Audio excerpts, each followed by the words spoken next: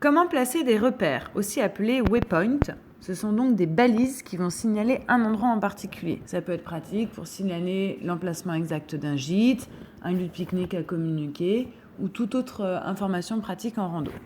Pour ça, je vais dans l'onglet menu et je vais dans l'avant-dernière ligne qui s'appelle repères.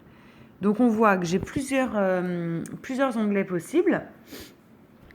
Le premier onglet s'appelle centrer. Si je clique dessus, hop, on voit qu'un repère vert vient d'atterrir sur la carte au centre de la zone de ma carte. Si ce n'est pas au centre que je veux placer ce repère, je vais pouvoir le déplacer. Pour ça, je clique une fois sur ce repère vert et un rond, donc les informations sur ce repère apparaissent au-dessus dans l'encart grisé. Le petit i qui va nous permettre d'accéder à la fiche d'information du repère qu'on verra tout à l'heure. Et ensuite, un rond blanc en dessous du repère. C'est ce rond blanc qui va nous permettre de déplacer le repère.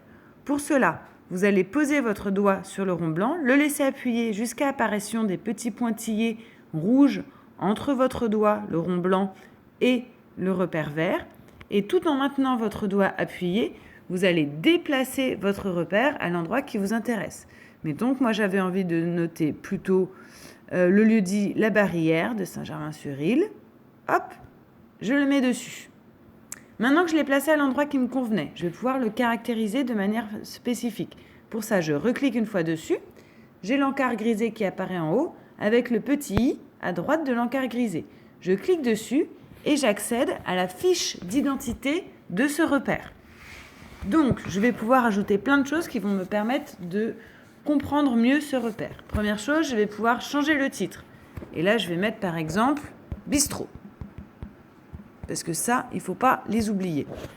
Ok, je peux changer en refaisant Edit, un sous-titre.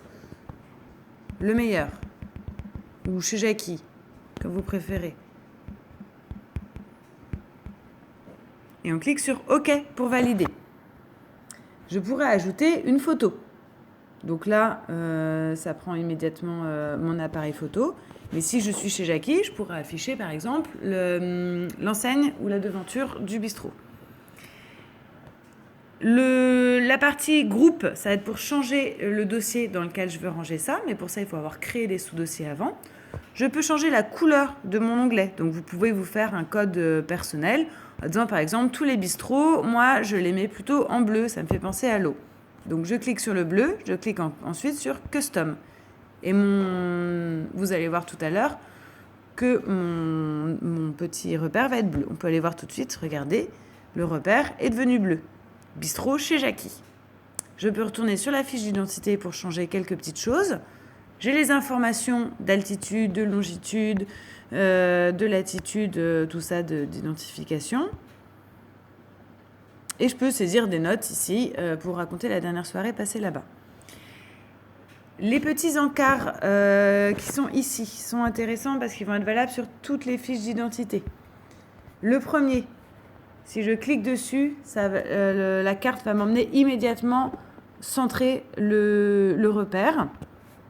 Si je clique ici, je vais créer un itinéraire depuis là où je suis jusqu'à mon repère. Si je clique ici, c'est si je veux que le repère soit visible ou non. Quand l'œil est noir, le repère est visible. Quand l'œil est grisé, le repère est invisible, mais quand même enregistré dans votre téléphone. Si je veux supprimer le repère et si je veux exporter pour envoyer ce repère à un ami pour un point de rendez-vous, par exemple.